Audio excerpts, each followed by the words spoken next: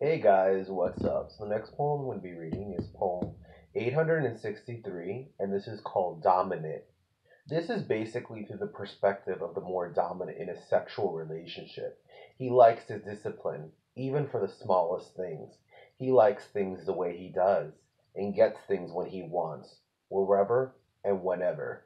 This gives him a certain power. The fact he can pleasure his submissive in a very aggressive manner, whether it's verbal, movement, or touch. Dominant. I'm reading the newspaper, dressed up in a white button down and black tie, and you're over there talking. I told you that I wanted silence, that I needed silence, but you're disobeying Daddy's orders. Then after I hear a quick giggle. Really? You gotta be kidding me. You're really asking for it, aren't you?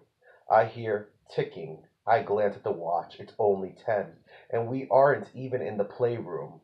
You must really want to be disciplined. I get up and remove the tie from around my neck as I pace slowly towards him. He's looking at me worried. I'm sorry. I really am. I wrap the tie around his eyes like a blindfold, but with a tight grip as he moans. God, those dick-sucking lips are delicious. I kick the chair with my foot as he quickly stands and removes his shirt, accidentally ripping it. And without a thought, he pulls down his pants down to his knees. He's wearing a blue jockstrap. What the fuck? Today's Monday. You should be wearing black. He giggled. Oops. I slapped his round, peachy ass as he moaned, leaving a mark. Ouch. Not so hard. This isn't funny, and you know the rules. I picked him up with all my strength and laid him down on the table, facing down, making sure his head was at the very edge, looking up. I handcuffed both arms and both legs as he kept moving his feet and both his hands. As I was doing this, he was teasing my dick and balls with his mouth. It was getting better. It was better than I even thought. I even imagined. What are you doing, Daddy? I can't move. I took my belt off and slightly hit him with it as his nipples got hard. People started to come in and out of the door. Who's there? Shh! I said silence.